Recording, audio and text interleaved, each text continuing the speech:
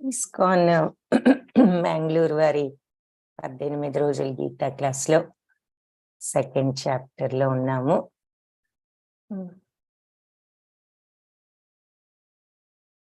ఈ రెండవ అధ్యాయం దీన్ని గీతా సారాంశం అని కూడా అంటారు. చాలా ముఖ్యమైనది. ఓం అజ్ఞానతిమిరాంధస్య జ్ఞానాంజనశలాకయ చక్షురున్మిళితం యేన తస్మై శ్రీ గురవే నమః. నమో ఓం విష్ణుపాదాయ కృష్ణప్రేష్ఠాయ భూతలే శ్రీమతే భక్తివేదాంత స్వామీతి నామినే. నమస్తే సారస్వతీ దేవి గౌరవాణి ప్రచారిణే నిర్విశేష శూన్యవాది పాశ్చాత్య దేశధారిణే. హే కృష్ణ కరుణా సింధో దీనబంధో జగత్పతే గోపేశ గోపికా కాంత రాధా కాంత నమోస్తుతే. తప్త కాంచన గౌరాంగీ రాధే బృందావనేశ్వరి వృషభానుసుతే దేవి ప్రణమామి హరిప్రియే. జయ శ్రీకృష్ణ చైతన్య ప్రభు నిత్యానంద శ్రీ అద్వైత గదాధరా శ్రీవాసాది గౌర భక్త బృంద. హరే కృష్ణ కృష్ణ కృష్ణ హరే హరే, హరే రామ రామ రామ హరే హరే. హరే కృష్ణ. భక్తులందరికీ రెండవ అధ్యాయం సాంఖ్య యోగం. ఒక్కొక్క అధ్యాయానికి ఒక్కొక్క యోగం అని నిన్న చెప్పుకున్నాము. మొదటి 6 అధ్యాయాలు కర్మయోగం అని కూడా చెప్పుకున్నాము. సో ఈ రెండవ అధ్యాయం పేరు సాంఖ్య యోగము. సాంఖ్య అంటే ఆత్మకు సంబంధించినటువంటి యోగము. సో ఈ రెండవ అధ్యాయం గీతలో ఉన్న విషయాలన్నిటినీ కూడా క్లుప్తంగా ఈ సెకండ్ చాప్టర్ లో శ్రీకృష్ణుడు చెప్పడం జరుగుతుంది. కాబట్టే దీన్ని గీతా సారాంశము అని కూడా ఈ సెకండ్ అధ్యాయాన్ని అంటారనమాట. ఇందులో అన్ని విషయాలు క్లుప్తంగా చెప్పి తరువాత మళ్ళీ ఈ ఒక్కొక్క విషయాన్ని కూడా డీటెయిల్డ్ గా మిగిలిన అధ్యాయాల్లో చెప్పడం జరుగుతుంది. ఒక్క ఆత్మకు సంబంధించిన జ్ఞానం మాత్రం ఈ ఒక్క అధ్యాయంలోనే ఉంది, ఇంకా వేరే అధ్యాయాల్లో ఉండదు. ఆత్మజ్ఞానం సాంఖ్య యోగం అని అందుకని దీనికి పేరు. అయితే అంతా కూడా సారాంశం, గీత సారాంశం అంతా కూడా ఉంది కాబట్టి గీతా సారాంశం అని కూడా అంటారు. సో చూద్దాము ఇప్పుడు ఈ అధ్యాయంలో ఏముందో. మనం మీకు నిన్న ఈ విషయం చెప్పానో లేదో, మరి మనం రోజుకొక అధ్యాయం చూస్తున్నాం. ఈ గీత ఎంత విస్తారమైన పుస్తకం. మరి ఇది ఈ 18 రోజులు అయ్యేసరికి మీకు రోజుకొక అధ్యాయం చెప్పున తప్పనిసరిగా ఒక అవగాహన అనేది వస్తుంది కొంతవరకు. అయితే నెక్స్ట్ లెవెల్లోకి వెళ్ళినప్పుడు మీకు ఇంకా వివరంగా అన్ని లెవెల్ 2 అంటాం, ఇది లెవెల్ 1. అందులో ప్రతి శ్లోకం కూడా ఇంకా మీకు వివరంగా చెప్పడం జరుగుతుంది అనమాట. సో ఇందులో ముఖ్య శ్లోకాలు అన్ని ఈ అధ్యాయం యొక్క సారాంశాన్ని మీకు తెలిపేలాగా కొన్ని శ్లోకాలను ఏరి ఈ కోర్సును పొందుపరచడం జరిగిందనమాట. సో ఇప్పుడు ఈ సాంఖ్య యోగం చూద్దాం. మొట్టమొదటిగా సంజయ ఉవాచతో ప్రారంభం. సంజయుడు ధృతరాష్ట్రుడికి చెప్తున్నాడు జరిగేదంతా. ఆయన యొక్క కార్యదర్శి లాంటి వాడు, ఆయనకు రథసారథి ధృతరాష్ట్ర మహారాజుకి. సో సంజయుడు ఏం చెప్తున్నాడు మొట్టమొదట ఈ అధ్యాయంలో. సంజయ ఉవాచ ప్రారంభం. సంజయ ఉవాచ తం తథా కృపయావిష్టం అశ్రుపూర్ణాకులేక్షణం విషీదంతమిదం వాక్యం ఉవాచ మధుసూదనః. సో తం తథా కృపయావిష్టం అశ్రుపూర్ణాకులేక్షణం. సో ఈ రకంగా దుఃఖంతో కృపయావిష్టుడై అంటే దుఃఖంతో కూడుకున్నవాడై శోకతప్త హృదయంతో కళ్ళేమో పూర్ణాకులేక్షణం పూర్తిగా కంటి నిండా నీళ్లతో ఉన్నాడట. విషీదంతమిదం వాక్యం దుఃఖంతో ఈ మాటలు ఉవాచ మధుసూదన. దుఃఖంతో ఉన్న అర్జునుడిని చూసి ఈ వాక్యాలు పలికారు. ఉవాచ పలికారు ఎవరు? మధుసూదనుడు. అంటే మధు అనే రాక్షసుని సంహరించిన వాడు శ్రీకృష్ణుడు అని అర్థం. సో మనసు కుంగిపోయి శోకతప్త హృదయంతో కృపయావిష్టుడై అశ్రుపూర్ణాకులేక్షణం కంటి నిండా నీళ్లతో ఉన్న ఈ అర్జునుడిని చూసి, దుఃఖంతో ఉన్న అర్జునుడిని చూసి ఇదం వాక్యం, ఈ మాటలు పలికారు మధుసూదనుడు, ఈ శ్రీకృష్ణుడు ఈ విధంగా పలికారు అని సంజయుడు చెప్తున్నాడు. ఏమన్నారట? శ్రీ భగవానువాచ కుతస్త్వాకష్మలం ఇదం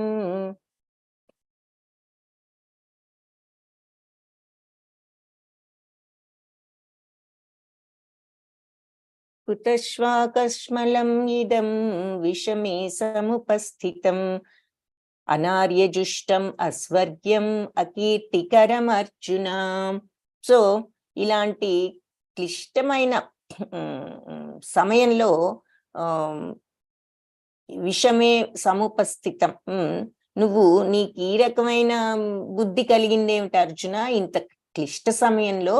అంటే మరి మనం ఇది ఇప్పుడు యుద్ధం చేయటానికి రెడీగా ఉన్నారు, అందరు నుంచున్నారు, అంతా ఈ స్టార్ట్ చేయబోయే ముందు నీకు ఈ టైంలో నీకు ఇలాంటి మనస్తత్వం వచ్చిందేమిటి? ఇది ఎలాంటిది? అనార్యజుష్టం అంటే నీకు ఆర్యులకు ఉండవలసిన లక్షణం కాదు, అంటే నీకు ఇది గౌరవనీయులు ఉండవలసినటువంటి లక్షణం కాదు. అస్వర్గ్యం, నీకిది ఉన్నత లోకాలను కూడా ఇవ్వదు.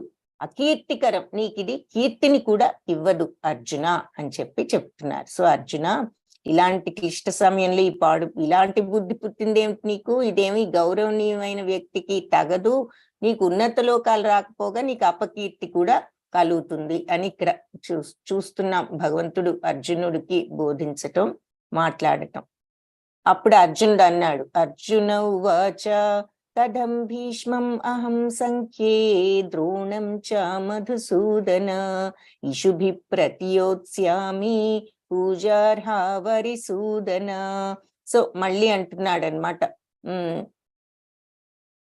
వరిసూదన అంటే శత్రు సంహార మధుసూదనుడా, నేను ఈ భీష్ముణ్ణి ఏ రకంగా మరి భీష్ముణ్ణి ద్రోణంచ అంటే మరియు ద్రోణుణ్ణి కూడా మధుసూదన నేను ఏ రకంగా బాణాలతో ఇషుభి ప్రతియోత్స్యామి అంటే బాణాలతో వాళ్ళని నేను ఎలా ఎదుర్కొంటాను, వాళ్ళని బాణాలతో నేను ఎలా కొడతాను, పూజార్హులు కదా వరిసూదన అంటే శత్రు సంహార అని చెప్తున్నాడు అనమాట.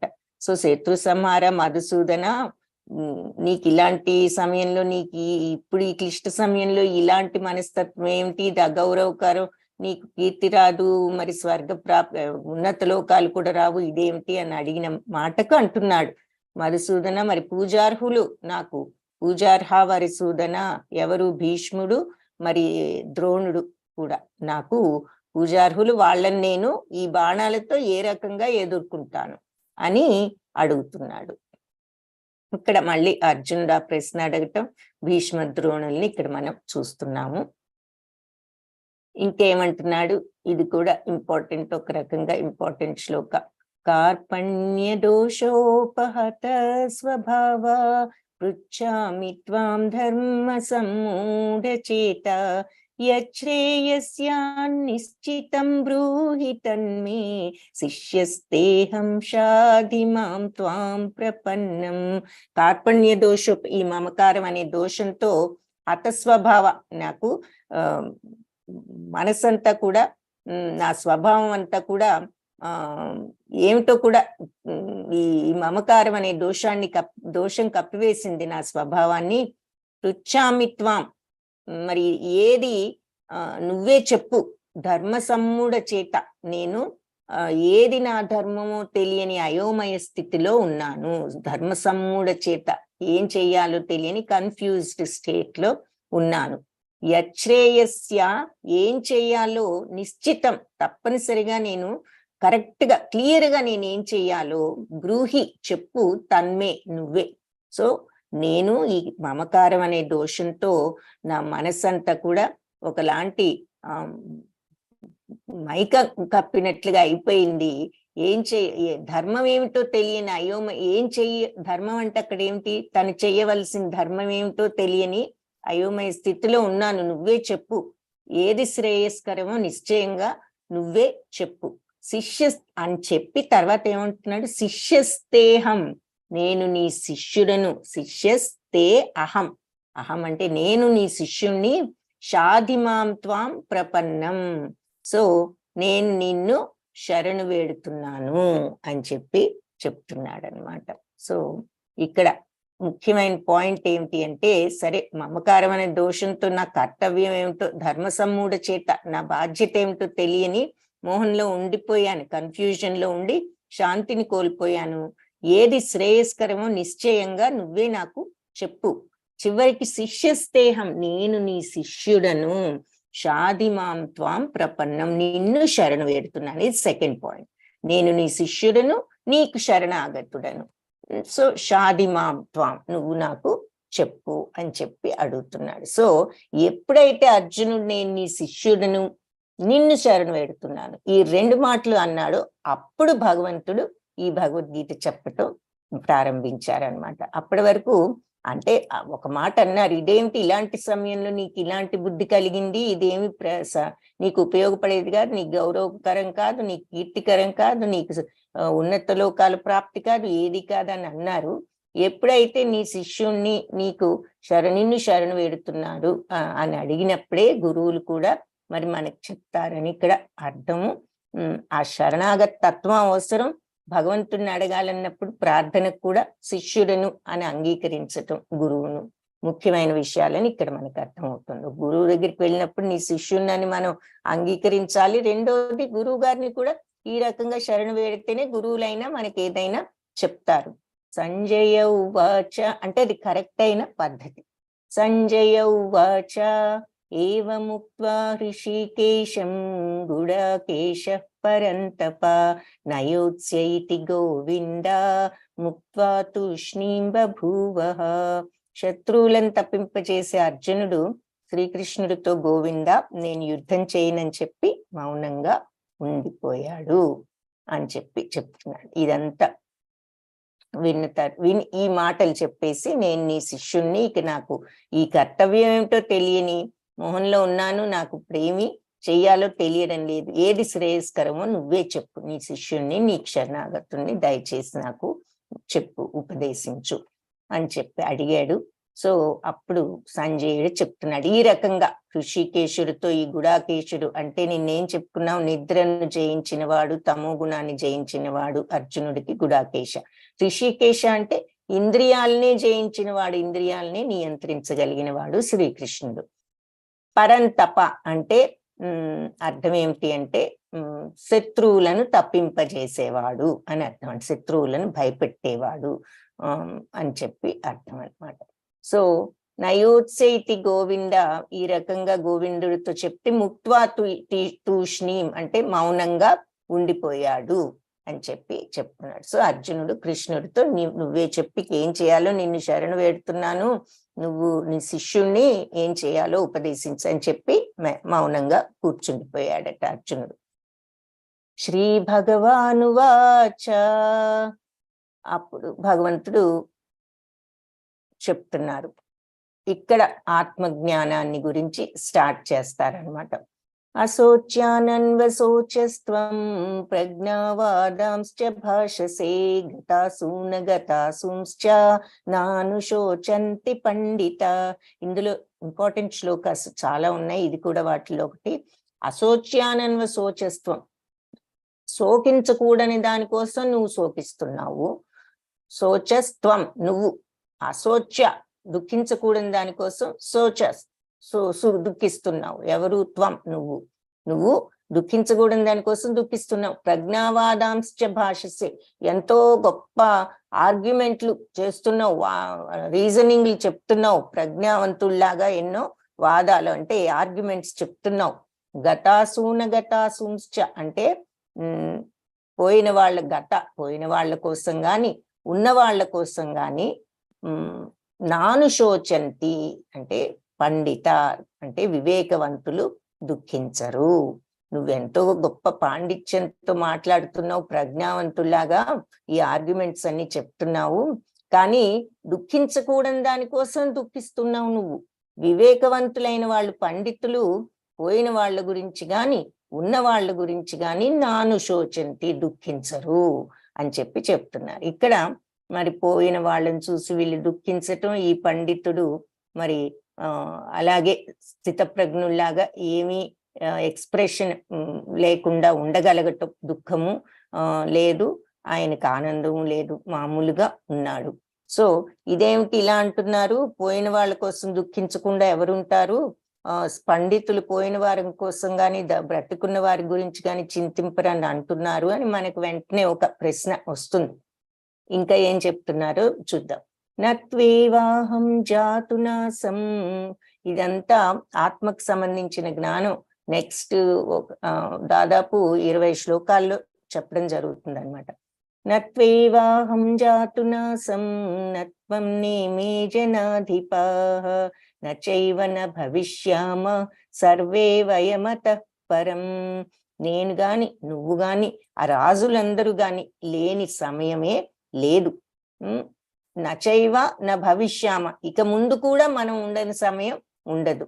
సర్వే వయమతః పరం, మనందరం ముందు కూడా ఉంటాం. అంటే మనందరం, నువ్వు గాని నేను గాని ఇక్కడ ఉన్నప్పుడు ఈ రాజులందరూ కూడా లేని సమయం లేదు, ఎప్పుడూ ఉన్నాం ఇదివరకు, ఇంకా ముందు కూడా మనం ఉండకుండా ఉండవు, ఎప్పటికీ ఉంటాం అని అంటున్నారు. ఇదేమిటి ఇలా అంటున్నారు, ఎప్పటికీ ఉండటం ఏమిటి, మనం ఎవరైనా కొన్ని రోజులు ఉండిపోయే వాళ్ళే కదా అని మనకు మళ్ళీ అనుమానం వస్తుంది. ఏం చెప్తున్నారో నెక్స్ట్ చూద్దాం.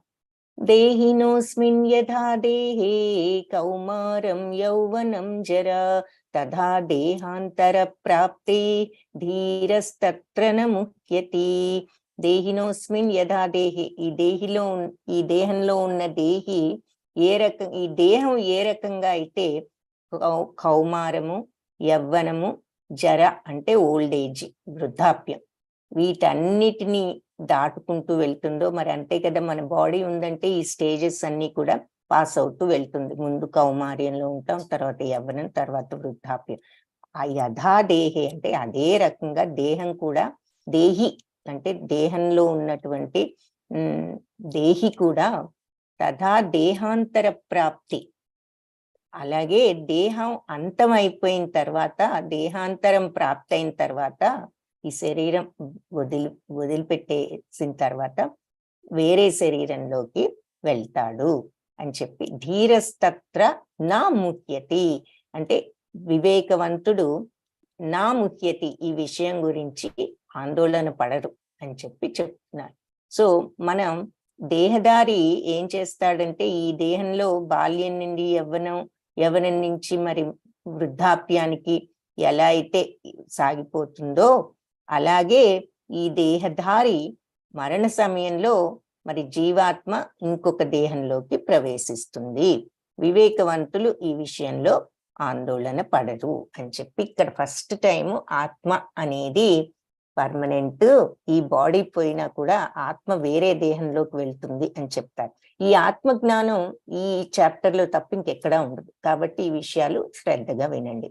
మిగిలిన విషయాలు అన్ని నెక్స్ట్ చాప్టర్స్ లో డీటెయిల్ గా చెప్పడం జరుగుతుంది. కానీ ఆత్మకు సంబంధించిన జ్ఞానం మాత్రం ఈ ఒక్క చాప్టర్ లోనే ఉన్నది. అందుకని ఇక్కడ మనం కొంచెం జాగ్రత్తగా ఈ ఆత్మ జ్ఞానాన్ని వినండి. సో ఇక్కడ చెప్తున్నారు, ఇందాకేం చెప్పారు, మన అందరం లేని అసలు తెలివిగల వాళ్ళు ఎవరు కూడా పోయిన వాళ్ళ కోసం ఉన్న వాళ్ళ కోసం బాధపడరన్నారు. ఇదేమిటి అనుకున్నాం.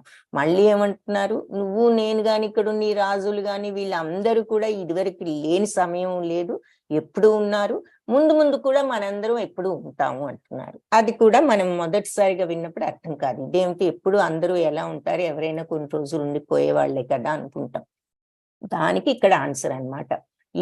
ఈ దేహధారి అంటే లోపల ఉన్న ఆత్మ, ఈ దేహం గనక ఎలా బాల్యం నుంచి యవ్వనం నుంచి బాల్యం నుంచి కౌమార్యం నుంచి యవ్వనం నుంచి వృద్ధాప్యం వచ్చి తర్వాత ఏమవుతుంది, చివరికి దేహం కృషించి పోతుంది. కానీ ఈ ఆత్మ ఆ దేహం కృషించినప్పుడు ఆత్మ వేరే శరీరానికి వెళ్తుంది. అది తెలిసిన వివేకవంతులు ఈ విషయంలో ఆందోళన పడరు. అంటే అక్కడ అర్థం ఏంటంటే, ఈ బాడీ పర్మనెంట్ కాదు అని వాళ్ళకి తెలుసు. లోపల ఉన్న ఆత్మ పర్మనెంట్, ఆ బాడీ లేకపోతే అది ఇంకొక బాడీలోకి వెళ్తుంది అని చెప్తున్నారు. సో మనం ఆత్మ ఈ బాడీ కాదు అన్నది ఫస్ట్ నేర్పించిన పాఠం అన్నమాట భగవంతుడు అర్జునుడికి. సో ఇక్కడ మొట్టమొదటి పాఠం భగవద్గీత, మనం ఈ బాడీ కాదు. ఎందుకు? ఉదాహరణకి మనం బాడీ ఉందనుకోండి, కళ్ళు, ముక్కు, చెవి, నోరు, చేతులు, కాళ్ళు ఇవి ఉంటాయి. మనము ఇది నేను కాళ్ళు, నేను చేతులు, నేను ముక్కు అనుకోగా నా యొక్క కాళ్ళు, నా యొక్క చేతులు, నా యొక్క ముక్కు. సో ఎవరు ఆ నా ఎవరంటే అదే లోపలున్న ఆత్మ. అంతేకాని ఈ బాడీ మనం కాదు. ఈ బాడీ ఆత్మ, ఈ ప్రస్తుతం ఉన్నటువంటి బాడీ. కాబట్టి నా యొక్క శరీరం, నా యొక్క చేతులు, నా యొక్క కాళ్ళు, నా యొక్క కళ్ళు ఇలా అనుకుంటున్నా. ఆ నా ఎవరన్నది తెలుసుకోవటమే అదే ఆత్మ. అయితే ఈ శరీరం ఏమిటి అంటే ఇక్కడ పంచభూతాలు కనిపిస్తున్నాయి. Earth, fire, water, sky, air. ఈ 5 కూడా పంచభూతాలు. మరి అగ్ని, నీరు, భూమి, ఆకాశం, వాయువు, ఈ 5 పంచభూతాలు. ఈ శరీరం పంచభూతాలతో తయారైంది. పంచభూతాలు కూడా భగవంతుడి యొక్క సృష్టియే. ఈ శరీరం పంచభూతాలతో తయారైంది. ఈ ప్రపంచంలో ఏదైనా సరే, ఇదొక ముఖ్యమైన పాయింట్ మనం తెలుసుకోవాల్సింది. ఏదైనా సరే ఈ ప్రపంచంలో ఒక ఆకారం అనేది ఉంది, మన కంటి ముందు ఒక ఆకారం కనపడుతుంది అంటే అది పంచభూతాలతోనే తయారైంది. సో మన బాడీ అవ్వనివ్వండి, మన బాడీయే కాదు, జంతువు అయినా, పక్షి అయినా, చేపైనా, మరి చెట్టు అయినా, పుట్టైనా, ఏదైనా సరే మన కంటి ముందు మనకు కనపడుతుందంటే దానికి ఒక ఆకారం ఉందని అర్థం. ఆ ఆకారం ఉంది అంటే అది ఆ ఆకారం పంచభూతాలతో తయారైంది అనే విషయం ఒకటి మనం తెలుసుకోవాలి. సో ఇక్కడ ఇలా పైకి మనకి ఎగ్జాంపుల్, బాడీ ఆత్మ ఎగ్జాంపుల్ కి కారు చూపిస్తున్నారు. కారు శరీరం అయితే డ్రైవ్ చేసేవాడు ఆత్మ. అలాగే పంజరం శరీరం అయితే లోపల ఉన్న పక్షి ఆత్మ. సో అలా మనకు కొన్ని ఉదాహరణలు చూపిస్తున్నారు. ఇక్కడ మరి మనిషి శరీరం అయితే అసలు లోపల ఉన్నది ఆత్మ. ఏమిటి ఆత్మ అంటే భగవత్ అంశయే ఆ ఆత్మ. అది పరమాత్మ అంశ ఈ ఆత్మ. అందుకే దానికి ఎండ్ అనేది లేదు. అది ఇంకా మళ్ళీ ఇక్కడ చూద్దాం. మాత్రా స్పర్శాస్తు కౌంతేయ శీతోష్ణ సుఖ దుఃఖద ఆగమాపాయినో నిత్య తాం స్థితిక్షస్వ భారత. సో ఈ సుఖ దుఃఖాలు కాలక్రమంగా ఎలాంటివి అంటే, మనం ఈ భౌతిక ప్రపంచంలో ఉంటూ ఇది సుఖం, ఇది దుఃఖం అనుకుంటూ ఉంటాం. ఈ సుఖ దుఃఖాలు అనేవి ఏమిటి? దీనికి ఎందుకు చెప్తున్నారు ఈ మాట? ఇప్పుడు దాకానేమో నువ్వు ఈ బాడీ కాదు, నువ్వు ఆత్మ అని చెప్పారు. ఎందుకు? నేను వీళ్ళని చంపేస్తాను, వీళ్ళని బాణాలతో నేను ఎలా కొట్టను అని అడుగుతున్నాడు కదా. దానికి కారణంగా ఆ సమాధానం చెప్పారు. ఇప్పుడు నాకు వీళ్ళందరినీ చంపితే వచ్చే సుఖాలు నాకు అక్కర్లేదు, ఈ రాజ్యం అక్కర్లేదు, ఈ సుఖం వద్దు అని రెండో రీజన్ చెప్పాడు కదా. దానికి ఇక్కడ ఆన్సర్, నువ్వు సుఖ దుఃఖాలను నువ్వు అనుకుంటున్నావు. ఈ సుఖ దుఃఖాలు చాలా ఎలాంటివంటే శీతోష్ణ, చలి వేడి, గనక చలికాలం ఎండాకాలం ఎలా అయితే వచ్చిపోతూ ఉంటాయో అలా వచ్చి పోతూ ఉంటాయి. ఆగమాపాయినో నిత్య, నిత్యము వస్తూ పోతూ, ఆగమా పాయి వస్తూ పోతూ ఉంటాయి నిత్యం. మరి చలికాలం ఎండాకాలం ఏది కూడా స్థిరంగా ఉండదు. కొన్ని రోజులు ఉంటుంది, వెళ్ళిపోతుంది, మళ్ళీ ఎండాకాలం వస్తుంది, అది కొన్ని రోజులు ఉంటుంది, మళ్ళీ చలికాలం వస్తుంది. ఏది స్థిరంగా ఉండదు, వస్తూ పోతూ ఉంటాయి. అలాగే సుఖ దుఃఖాలు కూడా నిత్యం కాదు. ఏది సుఖము ఎప్పటికీ ఉండదు, దుఃఖము ఎప్పటికీ ఉండదు, వస్తూ పోతూ ఉంటాయి ఇవి అని చెప్తూ, ఈ సుఖ దుఃఖాలు కూడా నువ్వు ఎందుకు అనుభవిస్తున్నావు? మాత్రా స్పర్శాస్తు కౌంతేయ. కౌంతేయ అంటే కుంతిపుత్ర. ఇవన్నీ మాత్రాలు అంటే ఇంద్రియాలు. ఇంద్రియాల స్పర్శ వల్ల నీకు కలుగుతున్నాయి. ఇంద్రియ స్పర్శ అంటే ఏమిటి? ఇంద్రియాలంటే కళ్ళు, ముక్కు, చెవి, నోరు అని చెప్పుకున్నావు నిన్న. సో ఈ కళ్ళు, ముక్కు, చెవి, నోరు వాటంతటా ఏం చేస్తాయి? వాటికి ఒక్కొక్కదానికి ఒక్కొక్క శక్తి ఉంది. కంటికి చూసే శక్తి, చెవికి వినే శక్తి, ముక్కుకు వాసనలు గ్రహించే శక్తి, ఇవి ఉన్నాయి. కాబట్టి ఇవి మనకు ఆ శక్తి ద్వారా మనకు మనల్ని ఇన్ఫ్లుయెన్స్ చేస్తున్నాయి అన్నమాట. అంటే మనల్ని ప్రలోభ పెడుతున్నాయి. సో మనకి ఏదైనా వాసన రాగానే వంటింట్లో నుంచి మనకి ఇష్టమైన వంటల వాసన వచ్చిందనుకోండి, వెంటనే వెళ్ళి తినేయాలనిపిస్తుంది. ఏదో లడ్డూల వాసన, సమ్ స్వీట్స్ వస్తున్నాయి, వెంటనే ఆ ముక్కు చెప్పేస్తుంది మైండ్కి, మనసు వెంటనే వెళ్ళి తిందాము అనే కోరిక వస్తుంది. సో ఈ కోరికలన్నీ ఈ ఇంద్రియాలు వల్ల, మాత్రా స్పర్శ ఇంద్రియాలతో కనెక్షన్ వల్ల వస్తుంది. ఇక్కడ స్పర్శ అంటే కనెక్షన్ అని అర్థం. ఈ మాత్రా స్పర్శ ఇంద్రియాలతో టచ్ ఉండటం వల్ల నీకు వస్తుంది. కాబట్టి తాం స్థితీక్షస్వ భారత, నువ్వు వీటన్నిటినీ ఓర్చుకోవాలి. ఇవి ఈ మాత్రా స్పర్శాస్తు ఇంద్రియ అనుభూతి వల్లనే కలుగుతున్నాయి అని దీనికి ఆ మాటకు ఆన్సర్ చెప్పారనమాట. అంటే ఈ సుఖాలు అక్కర్లేదంటున్నాడు కదా, ఏమిటి సుఖాలు? సో ఈ సుఖ దుఃఖాలు కలగటం ఇవన్నీ కూడా ఎలాంటివి? ఇవన్నీ నీ ఇంద్రియ స్పర్శ వల్ల, ఇంద్రియాల వల్ల నీకు ఆ ఫీలింగ్ వస్తోంది, ఇది సుఖం అని ఇది దుఃఖం అని, అన్నీ ఒకటే. నీకు ఆ వాసన ఆ స్టేజ్ కలిగిస్తోంది ఆ నిమిషంలో. అంతేకాని ఏది నిత్యం కాదు, వస్తూ పోతూ ఉంటాయి. చలికాలం ఎండాకాలం ఎలా అయితే వస్తూ పోతూ ఉంటాయో, ఈ సుఖ దుఃఖాలు కూడా ఏది పర్మనెంట్ కాదు, వస్తూ పోతూ ఉంటాయి. కాబట్టి దానిని నువ్వు ఓర్చుకోవటం మనిషి నేర్చుకోవాలి భారత అని చెప్పి అర్జునుడిని ఇక్కడ భరత వంశస్థుడా అని సంబోధిస్తూ చెప్తున్నారు. సుఖ దుఃఖాలు కలుగుతాయి కాలక్రమేణంగా, అవి చలికాలం ఎండాకాలం లాగా వస్తూ పోతూ ఉంటాయి. అవి ఇంద్రియానుభూతి వలన అవి నువ్వు అనుభవిస్తున్నావు, కలుగుతూ ఉంటాయి. కాబట్టి మనిషి దీనిని ఓర్చుకోవడం చెయ్యాలి అని చెప్పి చెప్తున్నారు. సో మనకి ఇక్కడ పాఠం ఏమిటంటే, సుఖ దుఃఖాలు అని మనం బాధపడుతూ ఉంటాం, దుఃఖం వచ్చినప్పుడు సుఖం వచ్చినప్పుడు పొంగిపోతూ ఉంటాం. ఏది కూడా పర్మనెంట్ కాదు. ఏది వచ్చినా మనం బ్యాలెన్స్డ్ గా ఓర్చుకోవటం నేర్చుకోవాలి. దుఃఖం వచ్చినప్పుడు ఓర్చుకోవాలి, సుఖం వచ్చినప్పుడు అతిగా పొంగిపోకుండా గర్వపడకుండా ఉండటం కూడా నేర్చుకోవాలి. न जायते म्रियते वा कदाचित् नायं भूत्वा भविता वा न भूय अजो नित्यशाश्वतोऽयं पुराणो न हन्यते हन्यमाने शरीरे.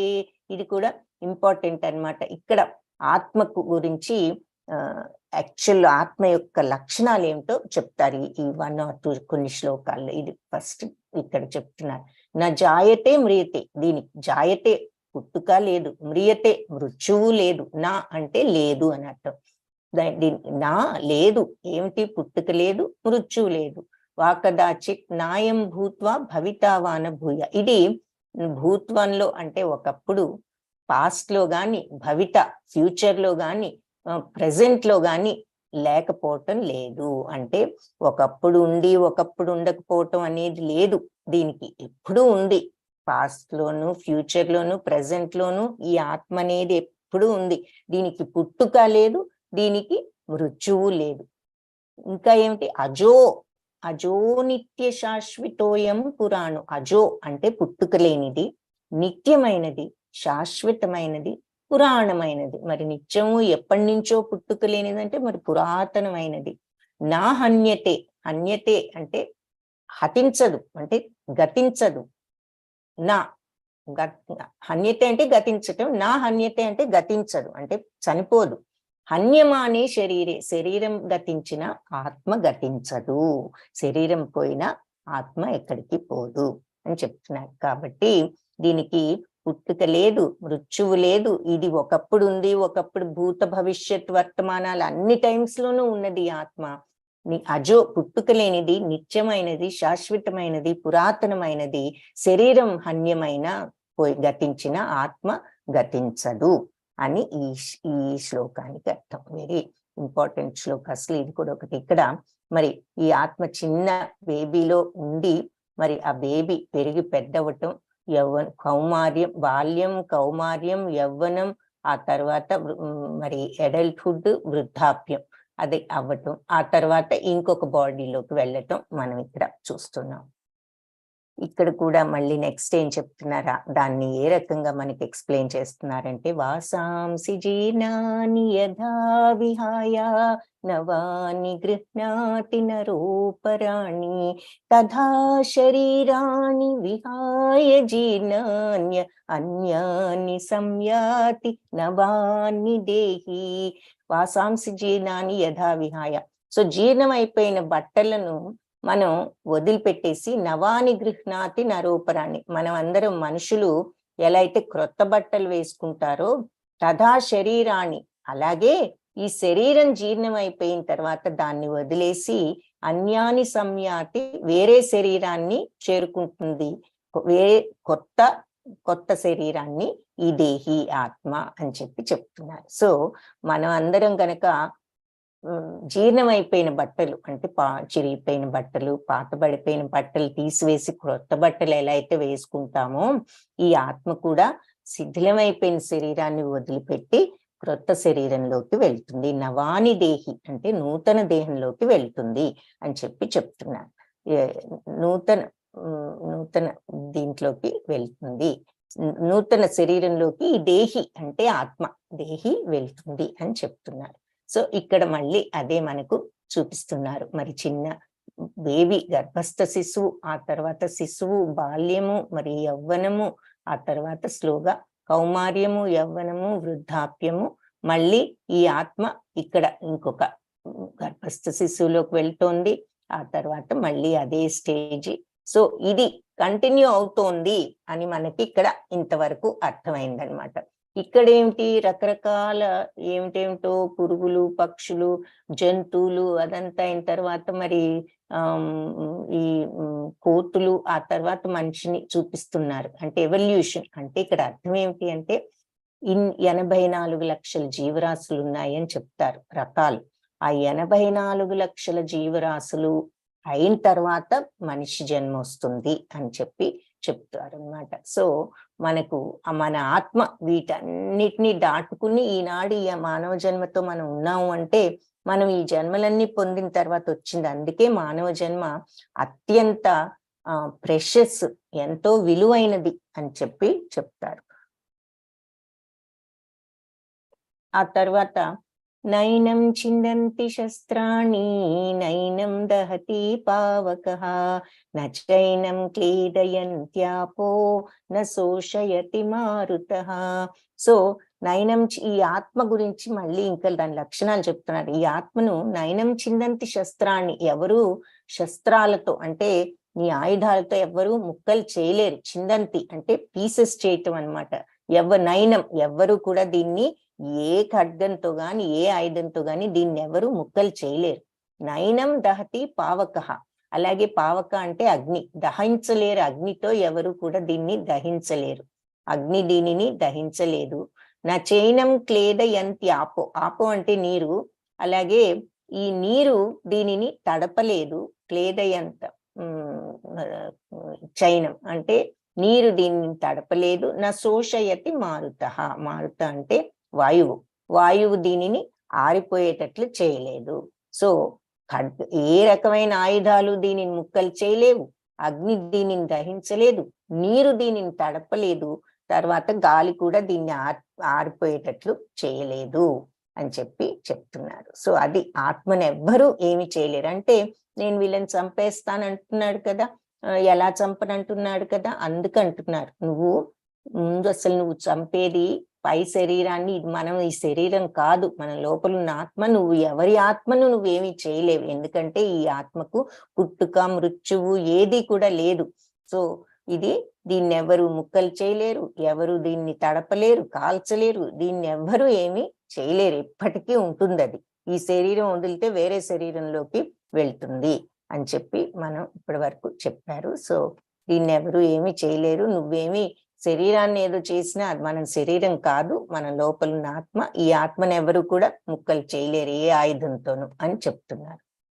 జాతస్య హి ధ్రువో మృత్యు ధ్రువం జన్మామృతస్య చ తస్మాత్ అపరిహార్యేర్థే నత్వం శోచితుమర్హసి. ఇది ఒక అల్టిమేట్ వేదాంతం అన్నమాట. జాతస్య హి ధ్రువో మృత్యు, పుట్టిన వాడు ఎవరైనా సరే ధ్రువం గ్యారంటీగా మృత్యు పోవాల్సిందే, అంతే కదా. ధ్రువం జన్మ మృతస్య చ, అలాగే ఇంకొక గ్యారంటీ ధ్రువం, ఇంకొక విషయం గ్యారంటీ ఏమిటంటే జన్మ మరణించిన వాడు ఎవరైనా సరే మళ్ళీ జన్మ గ్యారంటీ అని చెప్తున్నారు. సో పుట్టిన ప్రతి వాడికి మరణం తప్పదు, మరణించిన వాడికి మళ్ళీ పుట్టుకు కూడా తప్పదు అని చెప్తున్నారు. సో తస్మాత్ కాబట్టి, తస్మాత్ అంటే కాబట్టి, అపరిహార్యేతే తప్పనిసరిగా ఉండే విషయాలు, తప్పది, ఇది జరగాల్సిందే, పుట్టిన వాళ్ళు పోవాల్సిందే, పోయిన వాళ్ళు మళ్ళీ పుట్టాల్సిందే. ఈ అపరిహార్య తప్పనిసరి అయిన విషయానికి నత్వం శోచితు మర్హసి, నువ్వు శోకించటం, త్వం అంటే నువ్వు శోకించటం వద్దు అని చెప్పి చెప్తున్నారనమాట. దీనికి ఇది ఎలాగూ తప్పదు, పుట్టిన వాడికి మరణం తప్పదు, మరణించిన వాడికి మళ్ళీ పుట్టుక తప్పదు, కాబట్టి అనివార్యం ఇది, ఇక తప్పనిసరి ఇది. ఈ అనివార్యమైన దానికోసం నువ్వెందుకు శోకిస్తావు? తప్పనిసరి అయిన దానికోసం. పుట్టారు అంటే ఎలాగూ ఏదో టైంలో పోవాలి, పోయారంటే మళ్ళీ ఎలాగూ పుడతారు, ఇది తప్పనిసరి జరిగే విషయమే, కాబట్టి దీని గురించి నువ్వు శోకించవద్దు. దేహి నిత్యమవధ్యూయం దేహే సర్వస్య భారత తస్మాత్ సర్వాణి భూతాని నత్వం శోచితుమర్హసి. సో అన్ని దేహాల్లో ఉండే ఆత్మకు, దేహే సర్వస్య భారత, అన్ని దేహాల్లో ఉంటుంది ఈ ఆత్మ, నిత్యం అవధ్యోయం ఉండే ఈ ఆత్మ, దానికి చావు అనేది లేదు, కాబట్టి నువ్వు దుఃఖించవద్దు అని మళ్ళీ చివరికి చెప్తున్నారు. అన్ని దేహాల్లో ఉండే ఆత్మకు చావు అనేది లేదు, అందుకని ఈ ప్రాణుల గురించి నువ్వు దుఃఖించవలసిన అవసరం లేదు. సో ఆత్మ అనే దానికి చావు లేదు, ఏదైనా నువ్వు చంపుతున్నావు అనుకున్నా ఇది గుర్తుంచుకో, నువ్వు శరీరాన్నే కానీ ఆత్మకు చావు లేదు. హతో వా ప్రాప్స్యసి స్వర్గం, ఇప్పుడు ఏం చెప్తున్నా, ఇప్పటి వరకు ఆత్మని గురించి ఈ రకంగా వర్ణించి దాని లక్షణాలన్నీ చెప్పి, ఇప్పుడు అసలు నీ డ్యూటీ, కర్మ గురించి, స్వధర్మం గురించి చెప్పడం మొదలు పెడుతున్నారు. ఇవి నెక్స్ట్ చాప్టర్స్ లో కూడా చూస్తాం, ఇక్కడ బ్రీఫ్ గా చూస్తున్నాం. కానీ ఈ ఆత్మ జ్ఞానం ఇప్పటి వరకు చూసింది ఇంకెక్కడా ఉండదు, ఈ చాప్టర్ లోనే ఉంటుంది అనమాట. సో కర్మ, స్వధర్మం. స్వధర్మం అంటే ఏంటి? ఎవరికి, మనందరికీ మన డ్యూటీస్ కొన్ని ఉన్నాయి, బాధ్యతలు, రెస్పాన్సిబిలిటీస్, అవే ధర్మాలు అంటాం. సో మన ధర్మం, మన కర్మ. కర్మ అంటే ఏంటో బ్యాడ్ అనుకోవద్దు, కర్మ అంటే యాక్షన్, ఒక పని చేయడం. సో మన పని, మన స్వధర్మం చేయటం కూడా కర్మే. సో దాని గురించి చెప్తూ ఈ మాట అంటున్నారు. హతో వా ప్రాప్స్యసి స్వర్గం జిత్వా వా భోక్ష్యసే మహీం తస్మాత్ ఉత్తిష్ఠ కౌంతేయ యుద్ధాయ కృత నిశ్చయః.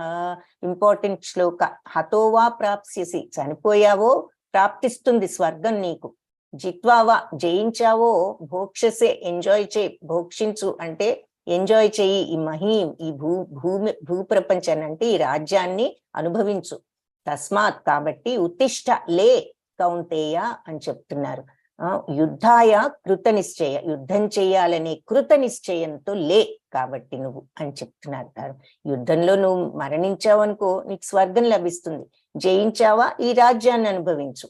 కాబట్టి లేచ్ కౌంతేయ, కృత నిశ్చయంతో యుద్ధం చెయ్యాలి అనే కృత నిశ్చయంతో లే కౌంతేయ అని చెప్పి ఫైనల్ గా చెప్తున్నారు అనమాట. ఏషా తే విహితా సాంఖ్యే బుద్ధిర్యోగే త్విమాం శృణు బుద్ధ్యా యుక్తో యయా పార్థ కర్మబంధం ప్రహాస్యసి. అయితే కర్మ పనిచేయి నీ అని చెప్తున్న స్వధర్మం. మరి నువ్వు క్షత్రియుడివి, ఎవరి డ్యూటీ వాళ్ళు చేయాలి. క్షత్రియుడు అంటే రాజు, వాళ్ళ డ్యూటీ ఏమిటి? వాళ్ళ రాజ్యాన్ని కాపాడుకోవటం, వాళ్ళ ప్రజల్ని కాపాడుకోవటం. అర్జునుడికి తన క్షత్రియుడిగా తన రాజ్యాన్ని తను కాపాడుకోవాలి. కాబట్టి నువ్వు లే, పోయావో నీకు స్వర్గం వస్తుంది, ఉన్నావో రాజ్యం వస్తుంది, లేచి యుద్ధం చేయి అని చెప్పి నీ డ్యూటీ నువ్వు చెయ్యి అంటున్నారు. సో ఇప్పటి వరకు మరి నీకు ఈ సాంఖ్యయోగం చెప్పాను, ఆత్మతత్వం అంతా కూడా నీకు వివరించాను. ఇకపోతే ఇప్పుడు శృణు, విను. బుద్ధిర్యోగే త్విమాం శృణు, బుద్ధియోగం గురించి చెప్తాను, విను అంటున్నారు అనమాట. ఆ బుద్ధియోగం అంటే ఏమిటి అంటే, ఫలాపేక్ష లేకుండా కర్మ చేయటం. బుద్ధ్యాయుక్తో యయా పార్థ, ఫలాపేక్ష లేకుండా పని చేయటం అంటే ఏమిటో ఇంకా చూస్తాము. బుద్ధ్యాయుక్తో, ఈ బుద్ధితో నువ్వు గనక చేసావంటే పార్థ కర్మబంధాలు ప్రహాస్యసి, కర్మబంధాల నుంచి నువ్వు విముక్తుడవుతావు. సో ఇక్కడ ఒక పాయింట్ గుర్తుంచుకోండి, ఏదైనా ఒక కర్మ అంటే పని, యాక్షన్ చేసినప్పుడు మన కర్మ అని మనం ఎందుకు అంటున్నాం అంటే, యాక్షన్, కర్మ అంటే అసలు యాక్షన్, పని. కర్మని ఎందుకంటే ప్రతి పనికి కొన్ని బంధాలు చుట్టుకుంటాయి. మంచి పనులు చేస్తే మంచి బంధాలు వస్తాయి, చెడు పనులు చేస్తే చెడు బంధాలు వస్తాయి. ఆ బంధాలకు తగ్గ ఫలితాలు వస్తాయి. మంచి పనులు చేస్తే స్వర్గానికి వెళ్ళొచ్చు, చెడు పనులు చేస్తే నరకానికి వెళ్ళొచ్చు, లేదా ఇంకేదో ఆ పనికి తగ్గ రిజల్ట్ వస్తుంది. ఆ పనికి తగ్గ జన్మ రావచ్చు, నెక్స్ట్ జన్మ. సో నువ్వు ఆ బంధాలు అంటించుకోకుండా ఉండాలి అంటే, మరి ఇందాక చూస్తున్నాగా ఒక దాంట్లోంచి ఒకటి వెళ్తూ ఉంటుంది కదా, ఆత్మ ఒక శరీరంలోకి. మన యొక్క బంధాలను బట్టి నెక్స్ట్ జన్మ డిసైడ్ అవుతుంది, ఎటువంటి శరీరం, ఎక్కడ పుడతాం, ఏం వస్తుంది అన్నది. ఇదంతా ఇక నెక్స్ట్ చాప్టర్స్ మనం క్లియర్ గా చూస్తాం. ఇక్కడ బ్రీఫ్ గా చెప్తున్నాను. సో క్వశ్చన్స్ ఏదైనా ఉన్నా నెక్స్ట్ చాప్టర్స్ లో మీకు ఇదంతా ఇంకా క్లియర్ గా అర్థం అవుతుంది. సో మనం ఎప్పుడైతే ఈ యాక్షన్ చేసినప్పుడు ఆ రిజల్ట్ కోసం కాకుండా ఫలాపేక్ష లేకుండా కర్మ చేసినప్పుడు ఆ బుద్ధియోగం, దాన్ని బుద్ధియోగం అంటారు. నేను ఆ కర్మ ఏమిటో నీకు ఇప్పుడు విశదీకరిస్తాను విను. ఇలాంటి అండర్స్టాండింగ్ తో గనక నువ్వు పని చేస్తే ఈ బంధాల నుంచి విముక్తి పొందుతావు. అప్పుడు నీకు ఈ కర్మ బంధాలు ఉండవు. అంటే ఏంటి? మోక్షం వస్తుంది. ఈ బాడీ నుంచి ఒక బాడీలోంచి ఒక బాడీలోకి వెళ్ళటం అనేది మనకు అప్పుడు పోయి మనం భగవంతుణ్ణి చేరుకోవచ్చు అని చెప్పి, విముక్తి అంటే అదే మోక్షం అంటాం, విముక్తి అంటాం, ఈ రకరకాల పేర్లతో దాన్ని పిలుస్తాం. సో ఎప్పుడు అలా మనం ఈ ఈ ఒక జన్మ, ఈ జనన మరణ చక్రం నుంచి ఎప్పుడు తప్పించుకోగలం అంటే ఈ బుద్ధియోగం ఇలా ఫలాపేక్ష లేకుండా కర్మ చేసినప్పుడు ఈ బంధాల నుంచి విముక్తి పొందుతావు. దాని గురించి చెప్తాను విను అంటున్నారు. అది ఫలాపేక్ష లేకుండా చేయటం. మిగిలింది ఈ డీటెయిల్డ్ గా నెక్స్ట్ చాప్టర్ లో ఎలా చేయాలి, ఏమిటి ఈ ఫలాపేక్ష లేకుండా కర్మ చేసే ఈ బుద్ధియోగం ఏమిటో థర్డ్ చాప్టర్ లో ఇక మనం డీటెయిల్డ్ గా చూస్తాం. నేహాభిక్రమనాశోస్తి ప్రత్యవాయో న విద్యతే స్వల్పమప్యస్య ధర్మస్య త్రాయతు ఏ మహతో భయాత్. సో ఈ రకంగా బుద్ధియోగం అంటే, ఈ బుద్ధియోగం ఎలా చేయాలంటున్నారు? ఫలాపేక్ష లేకుండా పని చేయాలి అని. అంటే ఫలాపేక్ష లేకుండా ఎలా పని చేస్తాం? ఏ పని చేసినా ఆ ఫలితం కోసమే కదా చేస్తామని మనకి వెంటనే డౌట్ వస్తుంది. ఫలాన్ని వదిలేయమండం లేదు, ఆ ఫలితం మీద ఆపేక్ష, దాని మీద విపరీతమైన మోజు వద్దు. బ్యాలెన్స్డ్ గా సమత్వంతో, అంటే అర్థం ఏమిటి? ఆ పని నుంచి లాభం వచ్చినా నష్టం వచ్చినా నువ్వు ఒకే రకంగా ఇన్ఫ్లుయెన్స్ అవ్వకుండా, రియాక్ట్ అవ్వకుండా సమత్వంతో ఉండటం నేర్చుకో అని చెప్తున్నారు. అలా చేసినప్పుడు, అది ఫలాపేక్ష లేకుండా చేసినప్పుడు నీకు బంధాల నుంచి విముక్తి వస్తుంది. సో ఇది చాలా కష్టం అని మనందరికీ మొదట్లో అనిపిస్తుంది. కానీ దానికి ఏం చెప్తున్నారు? ఈ కర్మయోగం ఇలా ప్రారంభించి పూర్తి చేయకపోయినా నీకు వృధా లేదు. స్వల్పమప్యస్య ధర్మస్య, కొంచెమైనా ఈ ధర్మ మార్గంలోనూ ఉన్నావంటే స్వల్పమైన త్రాయతే మహతో భయాత్, మహాభయాన్ని నుంచి నిన్ను విడుదల చేస్తుంది. నువ్వు కొంచెమైనా సరే ఈ మార్గాన్ని ఆచరించావంటే నీకు మహాభయాన్ని నుంచి విడుదల వస్తుంది. ఇక్కడ మరి గజేంద్రుడు గజేంద్ర మోక్షం చూపిస్తున్నారు. గజేంద్రుడు కాలు మొసలి నోట్లో చిక్కుకున్నప్పుడు చాలా ప్రయత్నించి చివరికి పూర్వజన్మ సుకృతంతో భగవంతుడు గుర్తొచ్చి ఆయన్ని ప్రార్థించినప్పుడు శరణాగత తత్వంతో భగవంతుడు వచ్చి రక్షించటం చూస్తున్నాం. వ్యవసాయాత్మిక బుద్ధి ఏకేహ కురునందన బహుశాఖాహి అనంతాశ్చ బుద్ధయో వ్యవసాయినాం. వ్యవసాయాత్మిక బుద్ధి అంటే ఆ కాన్సన్ట్రేషన్ తో బుద్ధిని ఒకే విషయం మీద పెట్టారు. ఏది? ఈ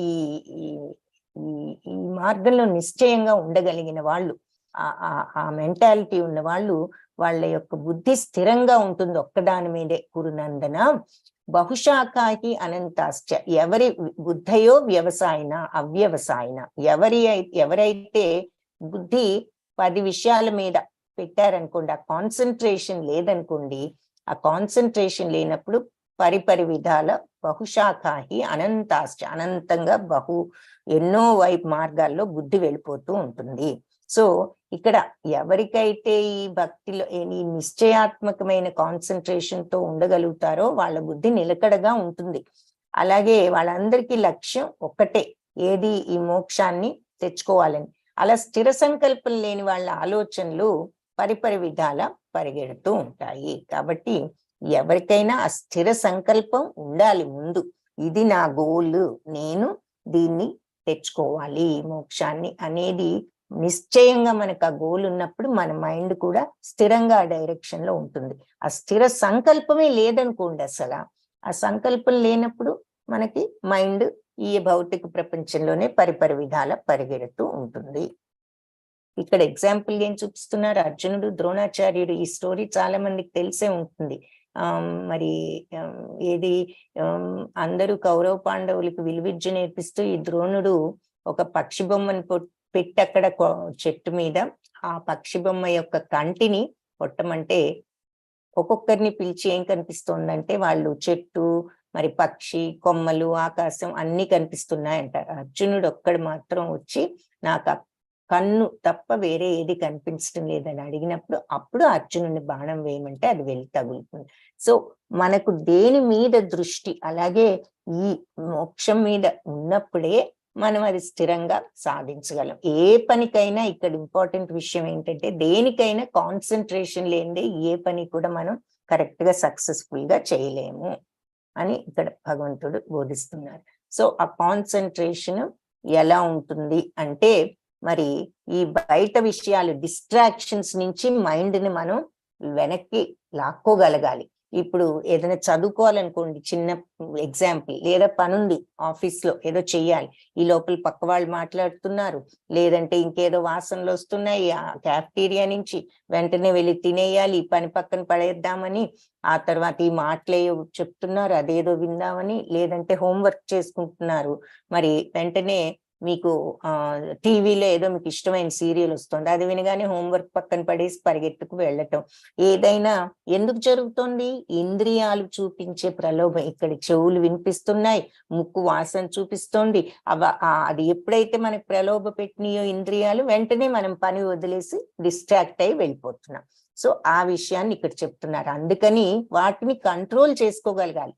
టీవీ సౌండ్ విన్నా నీ మైండ్ గనక నీ పుస్తకాల మీద ఉన్నప్పుడు నీకు అది వినిపించదు. ఎగ్జాంపుల్, నువ్వు టీవీ చూస్తున్నావు అంటే ఇంట్రెస్ట్ గా, పక్క నుంచి ఎవరైనా ఏదైనా మాట్లాడుతున్నా మనకు అసలు వాళ్ళు ఏం మాట్లాడుతుంది కూడా మనకు అర్థం కాదు. ఎందుకు? మన మైండ్ అంతా టీవీ మీద ఉంది. అంటే మనకి కాన్సన్ట్రేషన్ పవర్ ఉంది, కానీ రాంగ్ దాని మీద ఉంది, తప్పు దాని మీద ఉంది అనమాట. సో ఆ కాన్సన్ట్రేషన్ ని రైట్ దాని మీద పెట్టడానికి సాధన, ఇదే ప్రాక్టీస్ అంటే. సో ఆ ఇంద్రియాలను కంట్రోల్ చేసుకోవాలి. అలాగే నీ పుస్తకాలు, నీ హోంవర్క్ ఫినిష్ చేసినప్పుడు హోంవర్క్ మీద ఉండాలి ఆ మైండ్, టీవీ సీరియల్ మాటల మీద కాదు. అలాగే మనం ఈ సాధనలో ఉండాలి అన్నప్పుడు మన తాబేలు మరి అవయవాలన్నీ లోపలికి తీసుకువెళ్ళిపోతుంది ఆ చిప్పలోకి. అవసరమైనప్పుడు ఏది కనిపించదు, ఏదైనా డేంజర్ ఉంది అనుకుంటే అది వెంటనే అవయవాలన్నీ దానిలో దాచేస్తుంది. ఆ చిప్ప కొంచెం గట్టిగా ఉంటుంది కాబట్టి దానికి దెబ్బ తగలకుండా. అలా మనం కూడా మన ఇంద్రియాలన్నిటినీ బయట ప్రపంచం వైపు ఫోకస్ చేయకుండా లోపలికి, అంటే అంతర్గతంగా, అంటే కాన్సన్ట్రేషన్ ఎక్కడ ఉంచాలో అక్కడ ఉంచాలి అని చెప్పి, అలా ఎవరైతే చెయ్యగలరో వాడు స్థితప్రజ్ఞుడు. స్థితప్రజ్ఞుడు అనే విషయం లాస్ట్ చాప్టర్స్ లో చాలా క్లియర్ గా చెప్తారు. నేను చెప్పాను కదా, ఈ చాప్టర్ లో గీతా సారాంశం అంతా బ్రీఫ్ గా చెప్తారు భగవంతుడు. సో తర్వాత ప్రతి విషయాన్ని మనం డీటెయిల్డ్ గా చూస్తాం నెక్స్ట్ చాప్టర్ నుంచి. ఒక్క ఆత్మకు సంబంధించిన జ్ఞానం మాత్రం ఈ ఒక్క చాప్టర్ లోనే ఉంటుంది. సో స్థిత ప్రజ్ఞుడు, ఇది ముందు ముందు డీటెయిల్ గా చూస్తాం. ఇక్కడ బ్రీఫ్ గా చెప్తున్నారు ఎవరు స్థిత ప్రజ్ఞుడు అంటే, తాబేలు గనక అవయవాలన్నీ ఎలా లోపలికి ముడుచుకుంటుందో అలాగే ఈ బయట ఇంద్రియ సుఖాలన్నిటి నుంచి మనస్సును ఎవరైతే లోపలికి అంతర్గతంగా తిప్పగలుగుతారో, అంటే దాని అర్థం ఏమిటి, వాటికి లోబడిపోకుండా ఆ ప్రభావానికి గురి కాకుండా ఎవరైతే ఉండగలరో ఇంద్రియ ప్రభావానికి, వాళ్ళు స్థిత ప్రజ్ఞులు. అంటే కంట్రోల్ చేసుకోగలిగిన వాళ్ళు, సెన్సెస్ ని, మైండ్ ని కంట్రోల్ చేసుకున్నవాడు స్థిత ప్రజ్ఞుడు. ధ్యాయతో విషయాన్ పుంస సంగస్తేషూపజాయతే, సంగాత్ సంజాయతే కామ, కామాత్ క్రోధోభిజాయతే. ఎప్పుడు ఇంద్రియ విషయాల గురించి ఆలోచించే వాడికి వాటి మీద ఆసక్తి బాగా కలుగుతుంది. సో ఆసక్తి కలిగితే కోరిక కలుగుతుంది, కోరిక కలిగితే కోపం కలుగుతుంది. ఇక్కడ ఇది చాలా ఇంపార్టెంట్ థియరీ చెప్పేశారు భగవంతుడు నెక్స్ట్ 2 శ్లోకాస్ లో కూడా. సో ఈ ఇంద్రియాలు ఎందుకు డేంజర్ అంటే ఈ సెన్సెస్ మనకు వాసనలు చూపిస్తాయి. లేదా కళ్ళు ఉన్నాయి, ఏదైనా మనకి బజార్ వెళ్తాం, ఏదో సోఫా చూస్తాం, చాలా బాగుంది, అది కొనుక్కోవాలనుకుంటాము. సో దాని గురించి ఆలోచిస్తూ ఉంటాం. ఆ సోఫా చూసినప్పుడు ధ్యాయతే విషయాన్ పుంస, ఆ విషయం, ఆ సోఫా విషయం అంటే ఇక్కడ ఇంద్రియాలు చూపించే వస్తువులు అనుకోండి. సో సోఫా ఇక్కడ విషయం, ఆ విషయం గురించి ధ్యాయతే ఆలోచిస్తూ ఉంటాం. సంగస్తేషూపజాయతే, వెంటనే మనకి దాని మీద ఒక రకమైన అటాచ్మెంట్ కలుగుతుంది. బాగుంది బాగుంది. ఆ అటాచ్మెంట్ కలగగానే ఏమవుతుంది? సంగాత్ సంజాయతే కామ, ఈ అటాచ్మెంట్ తో కామం పుడుతుంది, కోరిక కలుగుతుంది అంట. ఏమని? అది కొనుక్కోవాలి, కావాలి నాకు ఆ సోఫాని. కామాత్ క్రోధోభిజాయతే, కామం నుంచి క్రోధం పుడుతుంది, ఆ కోరిక నుంచి క్రోధం వస్తుంది. ఎప్పుడు? సోఫానేమో మన 5,000 ఉంది, మన దగ్గర 2,000 ఉన్నాయి. వెంటనే ఇదేమిటి కొనుక్కుందాం అనుకుంటే దేనికి డబ్బులు ఉండట్లేదు అని మన మీద మనకి, మన పరిస్థితి మీద మనకి, అన్నింటికి కోపం వచ్చేస్తూ ఉంటుంది. కాబట్టి అది ఇక్కడ చాలా క్లియర్ గా చెప్తున్నారు. అసలు ఎందుకు ఈ కోపం వచ్చింది మనకి అంటే, ఈ కారణం ఏమిటంటే ఏదో ఒక విషయాన్ని ఇంద్రియాలు చూపించిన ప్రలోభం ఏదో ఒకటి ఉంది, దానికి గురయ్యావు. సోఫా గురించి ఆలోచించావు, ఓ చాలా బాగుంది, ఆలోచించిన కొద్దికి కావాలనే కోరిక పుట్టింది, ఆసక్తి కలగగానే కోరిక కలిగింది. అటాచ్మెంట్ నుంచి నీ కోరిక నుంచి క్రోధం. సో ఆ క్రోధం వచ్చింది. క్రోధం జరిగితే ఏం జరుగుతుందో నెక్స్ట్ చెప్తున్నారు.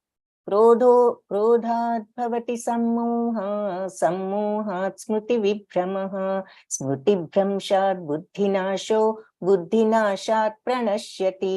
ఈ ఒక శ్లోకం గుర్తుంచుకున్నా చాలు. మనం భగవద్గీతలో ఏ ఒక్క శ్లోకం అయినా ప్రాక్టీస్ చేసినా మనం చాలా వరకు పర్ఫెక్ట్ గా ఉండగలం లైఫ్ లో.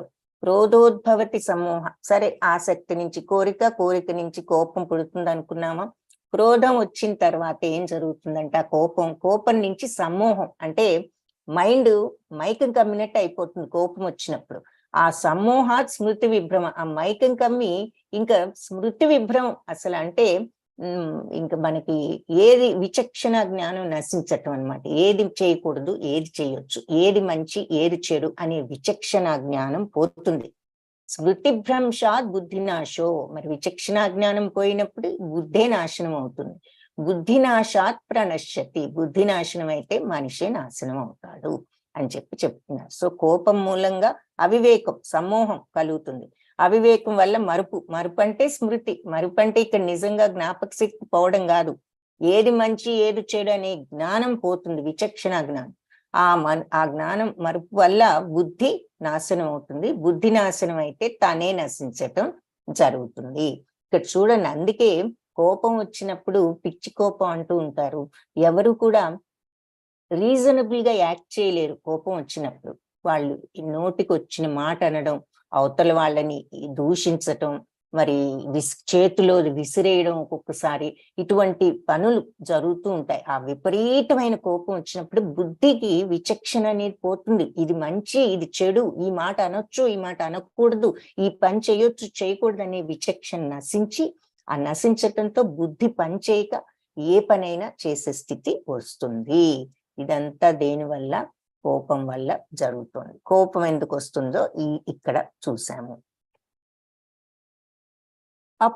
అపూర్వమాణాం అచలా ప్రతిష్టం సముద్రమాప ప్రవిశంతి తద్వత్ కామాయం ప్రవిశంతి సర్వే సశాంతిమాప్నోతి న కామకామి. సో నిరంతరం అపూర్వమానం అచలం ప్రతిష్టం. సో ఈ నిరంతరం సముద్రమాప ప్రవిశంతి అద్వత్ అంటే ఎప్పుడు నిండుతూ ఉన్నా కూడా చలించకుండా ఈ సముద్రం, అంటే ఈ సముద్రం ఎప్పుడో అన్ని నదులు కలిసి వచ్చి కలుస్తూ ఉంటాయి నిరంతరం. అయినప్పటికీ కూడా సముద్రం అలాగే ప్రవహిస్తూ ఉంటుంది, వాటన్నిటినీ కలిపేసుకుని. అలాగే తద్వత్ కామ ఎం ప్రవిశంతి సర్వే, అలాగే కోరికలన్నిటినీ కూడా ఎవరైతే తనలో అణచేసుకుంటారో సశాంతి మాప్నోతి, వాడికి శాంతి అనేది దొరుకుతుంది. నకామ కామి, కోరికలకు బానిస అయిన వాడికి మాత్రం అశాంతి ఉండదు అని చెప్తున్నారు. సో నిరంతరం నిండుతూ ఉన్నా కూడా చలించకుండా, అచలం అంటే కదలకుండా, అంటే చలించకుండా, ఇక్కడ కదలటం అంటే కదలటం అంటే చలించకుండా నిలిచిన సముద్రంలో నదీ జలాలన్నీ ప్రవహిస్తున్నా అది నిరంతరం అలాగే ప్రవహిస్తూ ఉంటుంది. అలాగే ఎవరైతే ఎన్ని కోరికలున్నా ఆ కోరికలన్నీ ఎవరైతే అణిచేసుకుంటూ ఉంటారో, అంటే వాటికి ప్రలోభ పడకుండా ఉంటారో వాడు శాంతిని పొందుతాడు. అంతేకాని ఈ భౌతిక సుఖాలకు బానిసైన వాళ్లకు మోక్షం అనేది లేదు అని ఇక్కడ చెప్తున్నారు. సో ఇక్కడ అలాంటి భక్తుడవ్వనివ్వండి, స్థితప్రజ్ఞుడు అంటే ఇంద్రియాలకు మనస్సును కంట్రోల్ చేసుకోగలిగిన వాడు, వాటి యొక్క ప్రలోభాలకు గురి కాకుండా వాటిని నియంత్రించగలిగిన వాడు ఇలా సుఖంగా ఉండగలడు, శాంతిగా. ఇదంతా ఇంకా స్థితప్రజ్ఞుడి గురించి చెప్తున్నారనమాట. అర్జున, ఇలా బ్రహ్మజ్ఞానం పొందిన వాళ్ళ దృష్టి ప్రపంచ విషయాల మీదకు మళ్ళీ మళ్ళదు. మరణ సమయంలో కూడా ఇలాంటి వివేకంతో స్థిరంగా ఉన్న వాళ్ళు జనన మరణ చక్రం నుంచి విముక్తి చెంది ఆ భగవంతుడి దివ్యధామాన్ని చేరుకుంటారు. సో భగవంతుడిని చేరుకోవాలి అంటే ఈ సమస్థితి అనేది ఉండాలి. ఇంద్రియాలను మనస్సును కంట్రోల్ చేసుకున్నప్పుడు ఆ శాంతి, అంటే మనకు ఆత్మ అంటే ఏమిటి అంటే సచ్చిత్తానంద స్థితి, భగవతత్వము. ఇది ఒక ముఖ్యమైన పాయింట్ అన్నమాట. ఆత్మ అంటే ఏమిటి అంటే, సో ఇది సచ్చిత్తానందం అంటే సత్ చిత్ ఆనందం. సత్ అంటే ఏంటి? సత్యం, ఎప్పటికీ ఉండేది, చెరిగిపోనిది, శాశ్వతమైనది, మార్పు లేనిది. అన్ని మారిపోతూ ఉంటాయి ఈ ప్రపంచంలో. ఇది ఒక పేపర్, ఈ రోజు ఇది పేపర్ అని చెప్తాం, కానీ 100 సంవత్సరాలకి ఇది పేపర్ గా ఉంటుందా? ముక్కలైపోతుంది, పొడి అయిపోతుంది, ఏదో అయిపోతుంది. 100 సంవత్సరాలకి మన బాడీ ఉంటుందా? ఉండదు. ఏది పర్మనెంట్ గా ఉండదు. మన కంటి ముందు కనిపించేది ఏదైనా మీరు ఆలోచించండి, ఆఖరికి ప్రపంచమే పర్మనెంట్ కాదు, కొన్నాళ్ళకు విలీనం అయిపోతుంది. ఏది పర్మనెంట్, కాబట్టి ఏది నిజం సత్యం కాదు, ఎప్పటికీ ఉండేది కాదు. జగమే మాయ అంటాం, దానికి కూడా వేరే అర్థం ఉంది, మళ్ళీ తర్వాత చెప్తానది. ఎప్పుడు ఉండనివి ఇవన్నీ ఈ రోజు ఉన్నాయి కళ్ళ ముందు, కొన్నాళ్ళకి ఏది కూడా ఉండదు. సో సత్యం అని చెప్పలేం. సత్యం అంటే ఎప్పటికీ ఇలాగే ఉండేదే సత్యం. అది ఏది? భగవంతుడి యొక్క తత్వమైన ఆత్మ. అందుకే సత్ అంటే అది అర్థం, ఎప్పటికీ మార్పులే. అజోనిత్య శాశ్వతోయం పురాణం అని మనం ఇందాక చూసాం ఆత్మతత్వాన్ని. సో అది అన్నమాట. సో అజోనిత్య శాశ్వతోయం పురాణం, అది పుట్టుకలేనిది, నిత్యమైనది, శాశ్వతమైనది, పురాతనమైనది. శరీరం పోయినా ఆత్మ ఎక్కడికి పోదు. ఈ ఆత్మ భగవతత్వం కాబట్టి అది ఎప్పటికీ అలాగే ఉంటుంది. కాబట్టి సత్. చిత్ అంటే ఆ తత్వాన్ని అర్థం చేసుకున్న జ్ఞానమే చిత్. ఎప్పుడైతే ఈ సత్ తత్వాన్ని, ఆత్మతత్వాన్ని అర్థం చేసుకుంటామో, అర్థం చేసుకోవటం అంటే మాటలతో కాదు, ఇప్పుడు మనం అర్థం చేసుకున్నాం కొంత మాటలతో, అనుభవపూర్వకంగా మనం ఆ సత్తత్వాన్ని అర్థం చేసుకున్నాము, అది ఆనందం అప్పుడు వస్తుంది. ఇప్పుడు మనకి అస్థిత ప్రజ్ఞుడికి ఆనందం ఎలా వస్తుందని చెప్తున్నారో, అప్పుడు ఇతనికి వచ్చిన శాంతి మనకు వస్తుంది.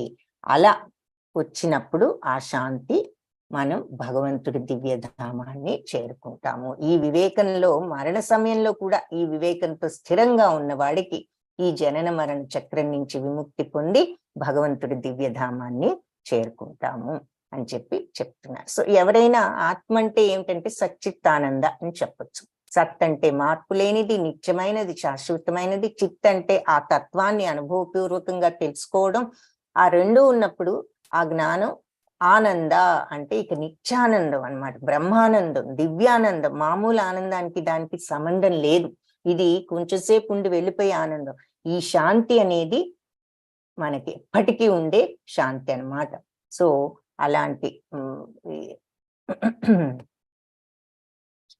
ఎవరైతే ఇలా ఉండగలుగుతారో, అన్నిటినీ కంట్రోల్ చేసుకుని వాడు శాంతిని పొందుతాడు అని ఇక్కడ చెప్తున్నారు. అది ఆ సచ్చిత్తానందలో ఉన్న ఆనందాన్ని పొందుతాడు అనమాట. సో ఆత్మ అంటే సచ్చిత్తానంద. సో మనం ఏం తెలుసుకున్నాము ఈ గీతా పాఠం అంటే, మనము ఈ శరీరం కాదు, మనం ఆత్మ అన్నది ఫస్ట్ లెసన్. ఆ తర్వాత సుఖ దుఃఖాలు ఎప్పటికీ ఉండవు, వస్తూ పోతూ ఉంటాయి. మనం భగవంతుని శరణు వేడాలి, అంటే మరి భగవంతుని తలుచుకుని భగవంతుడి నామాన్ని ఈ కలియుగంలో భగవన్నామాన్ని శరణు వేడటమే భగవంతుడి నామాన్ని జపించటమే బెస్ట్ మార్గం భగవంతుని చేరుకోవటానికి.